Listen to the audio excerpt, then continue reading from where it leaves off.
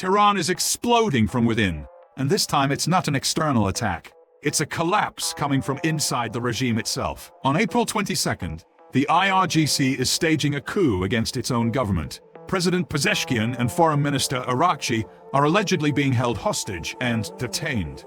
Speaker of Parliament Galibaf was removed from his position on April 22nd.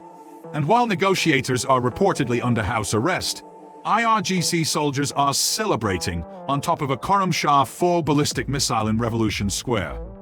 Iran made a critical mistake. It overturned the negotiation table, but the hand that flipped the table has now started overturning the country itself.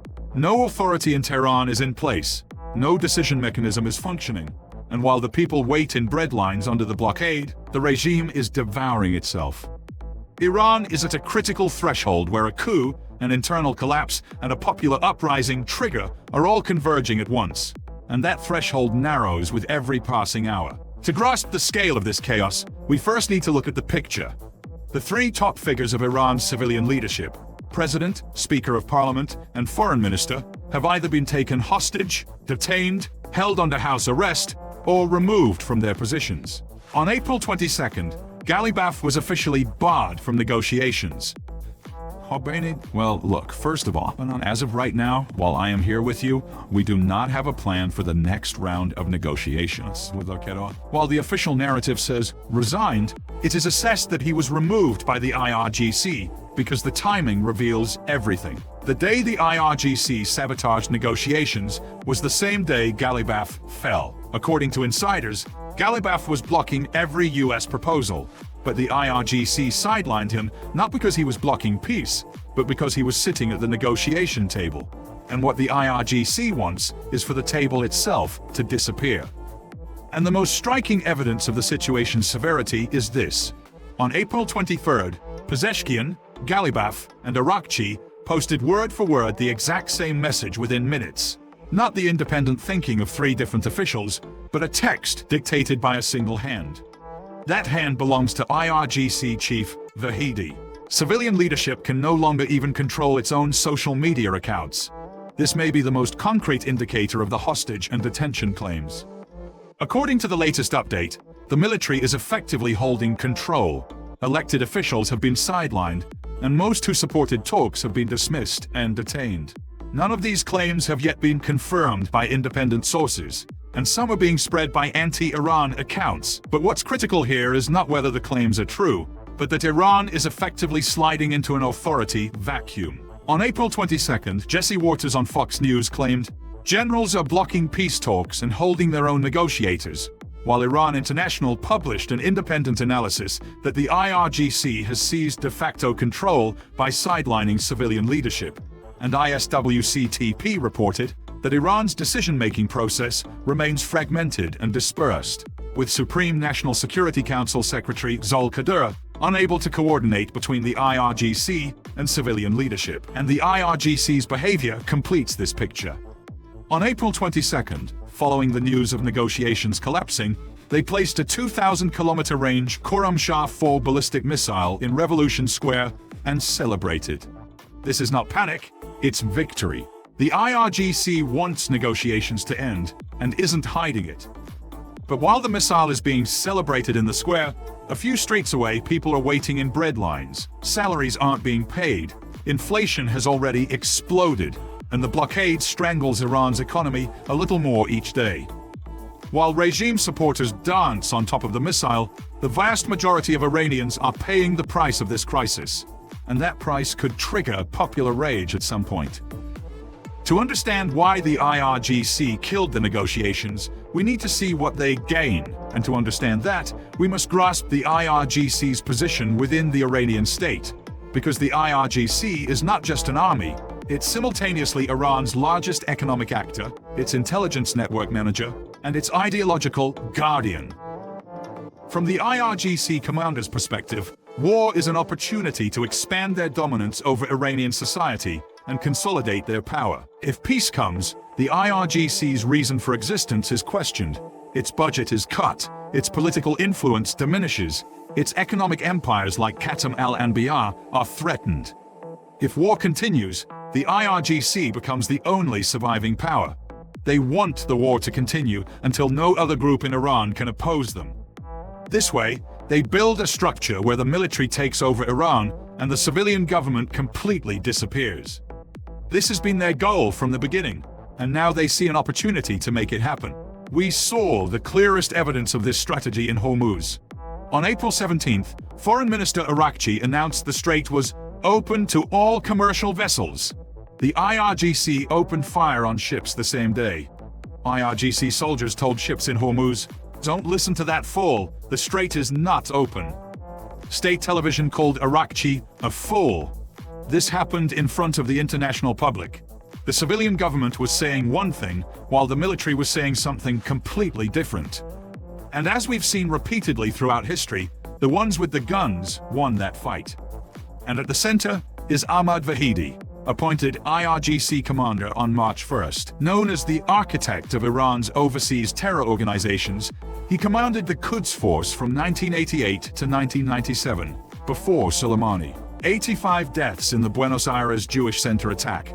Interpol, red notice. While he consolidates control with hardline security figures, civilian leadership is increasingly sidelined. Vahidi's goal is not negotiation.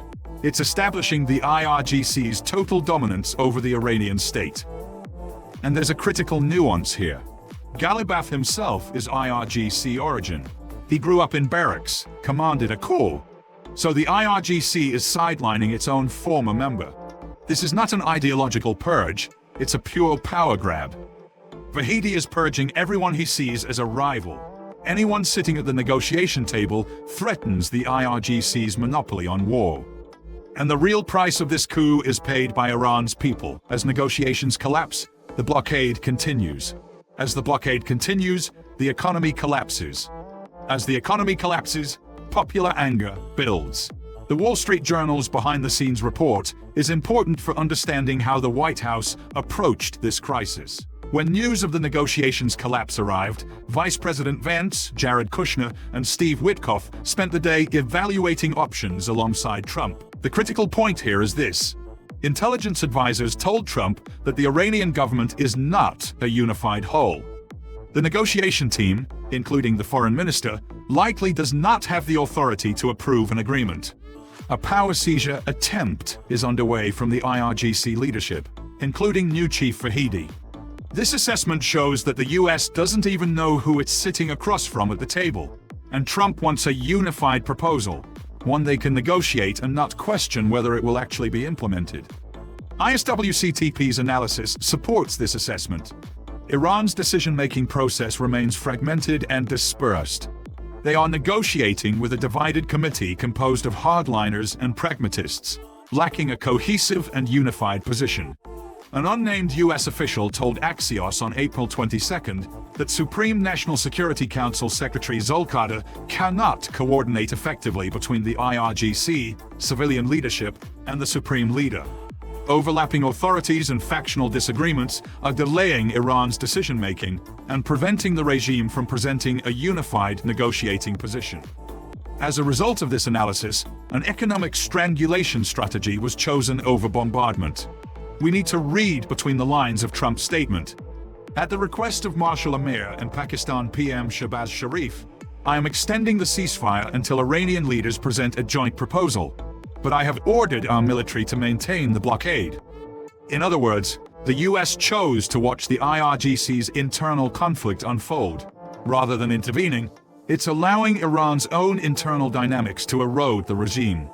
Another dimension of this strategy is visible in a message posted from Iraqchi's X account, though whether he wrote it himself or the IRGC used his phone remains unclear. The message states, "Blockading Iranian ports is an act of war and a ceasefire violation."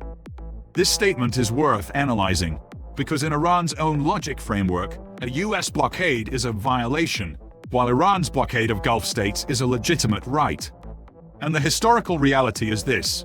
It was Iran that started closing Hormuz. It was Iran that started attacking civilian ships.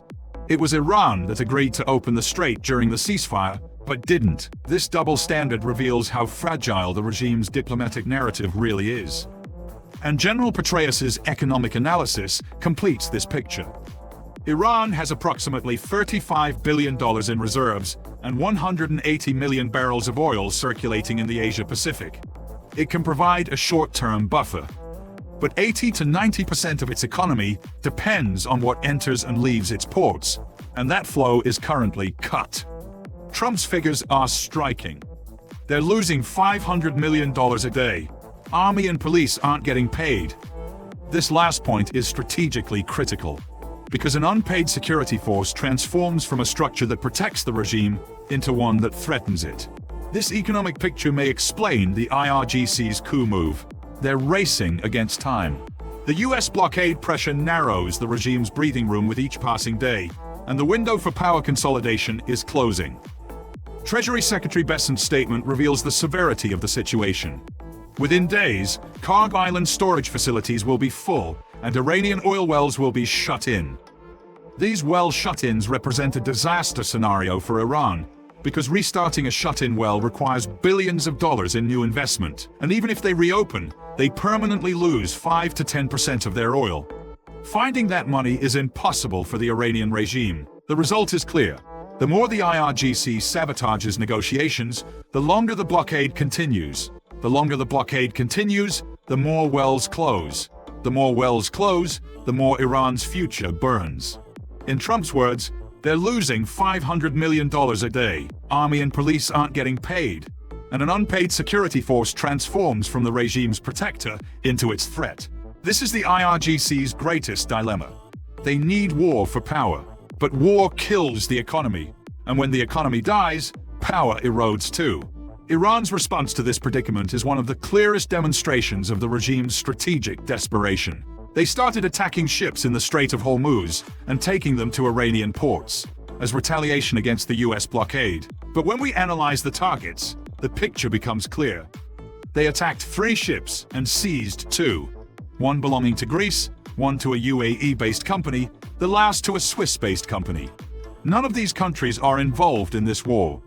Seizing ships of countries that have nothing to do with the war as retaliation against the US. This is not strategy, it's a manifestation of desperation. And even more alarming, 2 accounts semi-officially linked to the IRGC declared that everyone in the US, UAE, Qatar, Bahrain, Saudi Arabia, and Kuwait should immediately leave those countries. The countries they targeted are Sunni Muslim nations, countries not involved in this war in any way. In fact, most of these countries had even banned the US from using their airspace for offensive operations against Iran. Iran is threatening countries that aren't fighting against it, because it knows they won't strike back. Iran didn't mention the US in this threat, didn't mention Israel. It specifically chose defenseless countries that don't want to get involved in the war, because it knows these countries won't respond. Petraeus directly explains this. 17% of Doha's LNG capacity will be out of service for 3 to 5 years until repairs are completed. Petraeus added, "I don't think either side really wants to return to full-scale war, but damage has been done to infrastructure in the Gulf states, and we certainly don't want to see more of that. Iran can't control its own airspace, can't control its own strait, can't control its own economy. The only option left. Destroy everyone else's economy too." And the IRGC has adopted this as a strategy, because they are not in a position to do anything else militarily. This is a pattern we've seen repeatedly in history. Cornered regimes resort to global terrorism out of desperation. When we bring all these developments together, the structural reality that emerges is this. Iran can no longer be analyzed as a state in the traditional sense. Iran is a structure, where a powerful paramilitary network holds decisive influence over both armed forces and political institutions at its core. Supreme Leader Mojtaba Khamenei is in a coma, unaware of his own appointment. President Pezeshkian's real authority is extremely limited, even if he's not under house arrest. IRGC Commander Vahidi is managing the tactical war and torpedoing every diplomatic channel. And Ghalibaf, leader of the negotiation team, has been sidelined by his own regime's military wing, despite being IRGC origin himself. When we analyze this structure, what we see is a military organization disguised as a state. The IRGC is not just an army, it's also Iran's largest economic actor. A massive empire in construction, telecommunications, petrochemicals, and banking. If peace comes, this empire is questioned. If war continues, it grows. This is the structural reason why the house arrest claims, true or not, seem so logical. For the IRGC, peace is more dangerous than economic collapse. 5 explosions were reported in Tehran this morning within less than a minute of each other. Then, Iranian sources said these were air defense systems being tested, and that there was no attack. This was a drill, but its timing is concerning. Coup claims, ceasefire expiration, missile displays, and air defense drills all within the same 24 hours. Iran is either preparing for war or sending its own people the message that we are in control, perhaps both. And this fragility makes Iran easier to manipulate for external actors. Russia and China may see the IRGC as a preferred partner, because military regimes are more predictable in their ideological rigidity.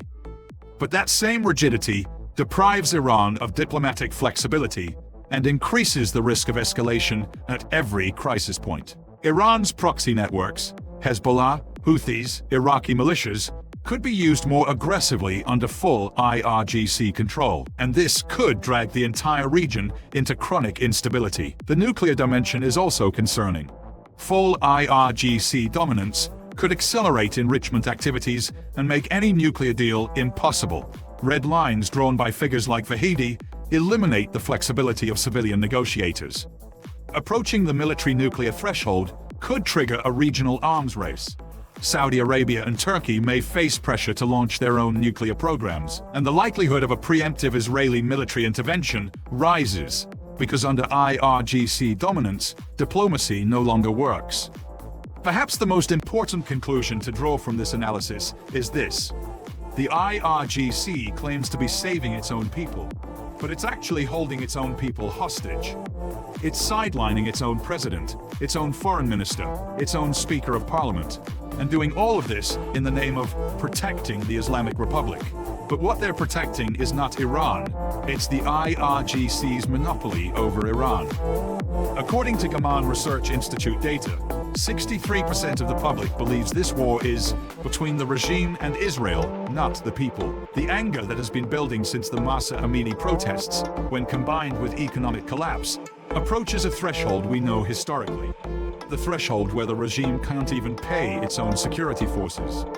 And an unpaid IRGC is not a loyal IRGC. The road ahead for Iran is narrow and dark, but we must watch it. Because the wheels turning in Tehran are shaping the future of everyone from Hormuz to Doha, from Tel Aviv to Beijing. What do you think about this? Share your thoughts in the comments. Don't forget to subscribe and turn on notifications to stay updated on our analyses. Thank you for choosing us.